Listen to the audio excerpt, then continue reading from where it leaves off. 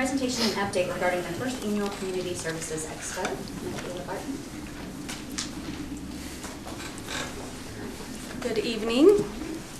I actually have a couple handouts. Let me just pass that down for you.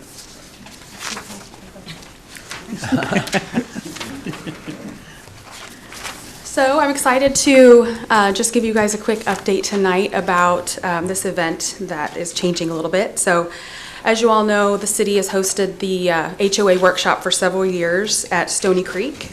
And the past few years after each event, we've just come back and discussed strengths and weaknesses of the format and talked about the potential to take further advantage of the opportunity to use the event as a transparency tool. So we all love it, we think it's great, but we all definitely saw room for improvement. So we started talking about that. We looked around for ideas from other communities, but didn't really find anything that was equal to what we were imagining. So we just started brainstorming what we wanted to see, how we could expand and make it more worthwhile for a larger population of the citizens. So I think that a lot of people just thought it was for HOAs, and so we saw HOA representatives, but not a lot of citizens. And it's rare to have all of our department directors and city leaders all in one place at one time, and so we just really wanted to take advantage of that and make it easy and attractive for the citizens to also take advantage of that. So what we came up with is what will now be known as the Community Services Expo, and this will take the place of what was formerly the HOA workshop. The concept is similar to many expos or conferences that you've attended in the past. There will be a selection of vendor booths, which will be just basically our different city department tables, which we've done in the past. However, this time we'll be setting up the tables in the entryway and in the hallways of Stony Creek rather than in the big meeting area. And the citizens will be able to stop by like they have in the past, any department table of interest, get information and ask questions.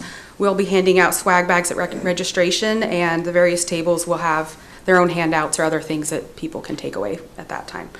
So the biggest change this year will be the addition of breakout sessions. So we'll be using the 3 separate big, large meeting rooms to hold approximately 20 breakout sessions with a range of city-specific topics led by our department directors.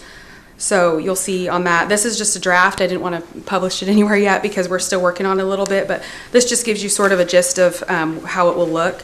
So there will be 3 sessions happening simultaneously at all times. So about every 30 minutes, there will be 3 different sessions happening.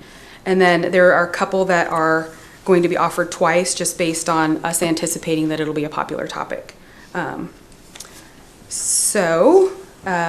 That's basically what it looks like. The communications team, one of the big things that we talked about was making sure that it was marketed so that people know what to expect. So they will begin marketing the event this week, and I think there might be pictures of it on the billboard as of today. So it's already up, and it'll be up until the event. The communications team has a great marketing plan that will include social posts. We also created a Facebook event today, so share that if you can. And they'll be doing their typical press release and all of those things. So that's about it. Looking forward to it and hoping that this year will kind of be the start of something that ends up being, I don't know, I think it's really cool. It hasn't been done anywhere else, but I feel like it's really worthwhile. So Yeah, you guys have done a really great job over the last few years, and I know this event has gone on for years, and like what, 10, 20, 12? Quite some time. Quite some time. But because of the name, I think it was limited. I think people thought unless you were a part of an HOA or you were a board member of an HOA, that's the only people who were invited, even though we would say it's open to the whole community, but just the name itself was kind of made you think. So this is great because it's such a good opportunity to get all your questions answered. Like anything you have a question about, you can go to one of these sessions or talk to any member of our department. So yeah, it's just a great opportunity. I will add that we're just going to have the 15 department tables, but we also we won't have the like for-profit businesses or third-party booths like we did in the past, but we will be having Broken Arrow Seniors, Broken Arrow Neighbors, and what was the third one? KBAB will be there.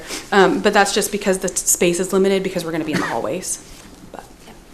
Love it.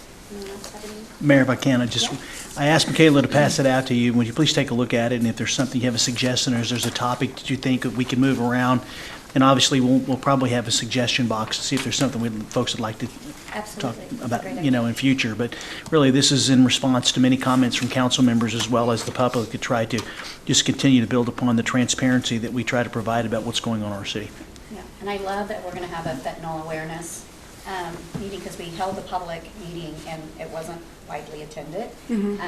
But with the push for us to just make people aware of what the epidemic that's going on with fentanyl, I think that is great, that people, hopefully they will attend that session, so. Yeah. All right. Thank you. Thank you.